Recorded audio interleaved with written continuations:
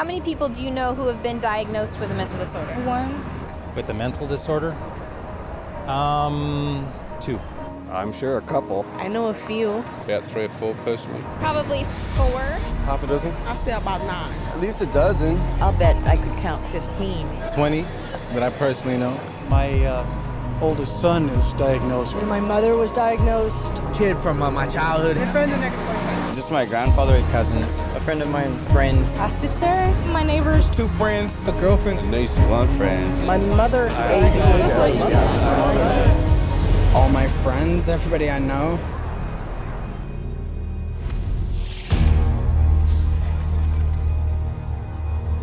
Por lo visto hay una inundación de enfermedades mentales a nuestro alrededor.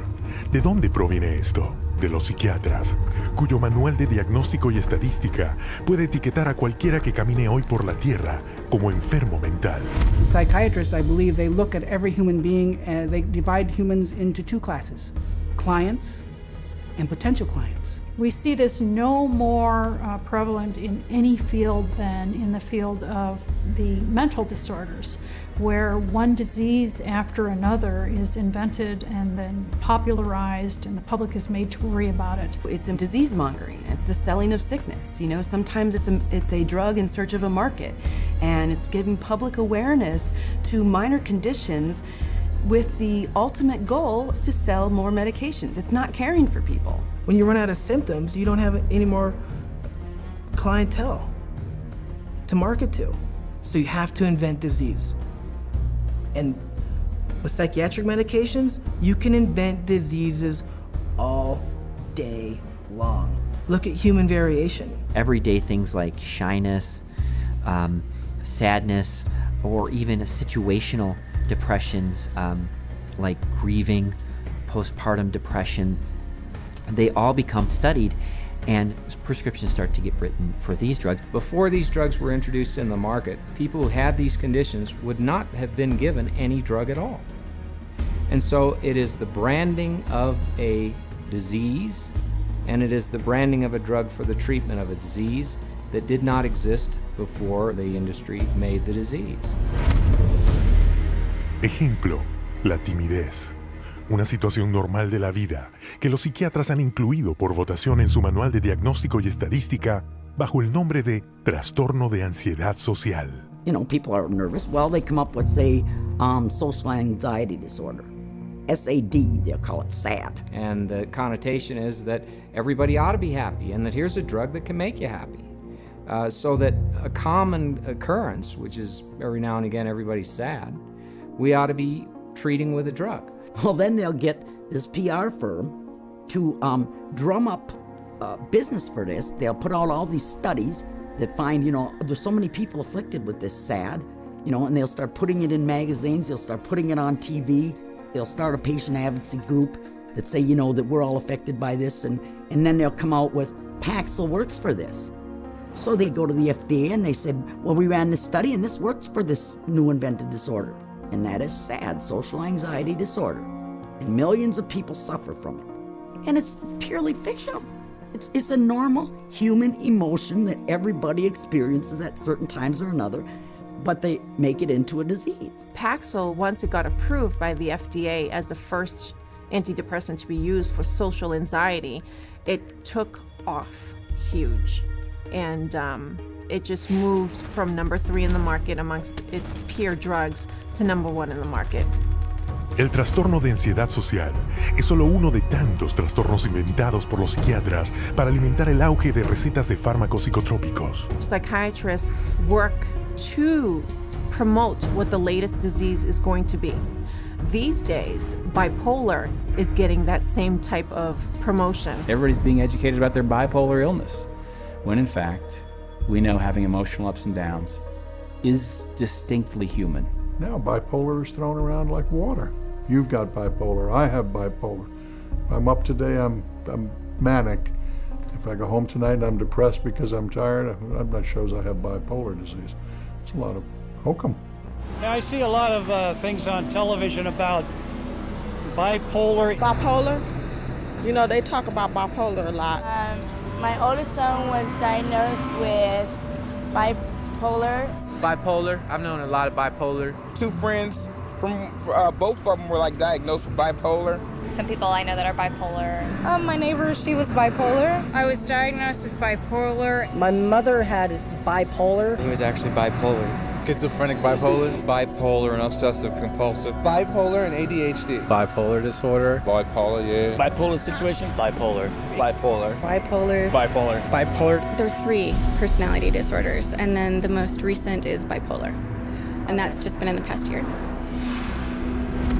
El líder en la popularización del trastorno bipolar, especialmente en los niños, es el psiquiatra Joseph Biederman, portavoz a sueldo, asesor e investigador de 25 compañías farmacéuticas distintas. In 1996, the drug companies funneled all this money to this Dr. Biederman. He's well known.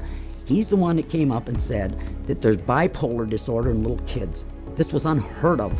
There was no bipolar disorder in any kids. He came up with the study and published the articles out all over the world, and other doctors followed his lead that bipolar is in little kids. Debido a la promoción constante del Dr. Biederman y sus colegas, ha habido un aumento del 4000% en los diagnósticos de bipolaridad en niños desde 1994. Mientras que la cantidad de drogas antipsicóticas que se les prescribe se calcula que se ha multiplicado por 5 hasta 2,5 millones de recetas. En 2008, al Dr. Biederman se le puso en evidencia en una investigación del Senado por no declarar $1.600.000 de ingreso personal procedente de compañías farmacéuticas. Pero el daño ya estaba hecho. A causa de la moda bipolar creada por el Dr. Biederman, las drogas antipsicóticas, que están entre los fármacos psicotrópicos más fuertes que se recetan, son el fármaco preferido de la psiquiatría. Las 3 drogas antipsicóticas de mayores ventas recaudan en conjunto un ingreso bruto de $25,000 cada minuto. Y sin importar lo grande que se haga la industria de los fármacos psicotrópicos, los psiquiatras trabajan duro proporcionando diagnósticos para hacerla crecer aún más. Let's say this is the pie right here of a certain class of medications, and this is a pretty profitable pie, and everybody wants a piece of that pie. But what would happen if we made that pie even bigger? And how you make the pie even bigger is by expanding the uses for those drugs. They've already got a drug that's approved on the shelf. They can just pull it off the shelf, and rename it, repackage it, and say, look, we've got a new drug for a new illness. When Prozac's patent ran out, that Eli Lilly had to look for a new source of profits. So all they did was change the name of the drug from Prozac to Serafem, changed the color of the pill from green to pink, and marketed it for PMDD, which was newly introduced into this book. What it tells us is that if you can come up with a label, a diagnostic label for a drug, then you can sell it like hotcakes. It's a business model, and it's a billion-dollar business model, and it works, and it's going to keep continuing.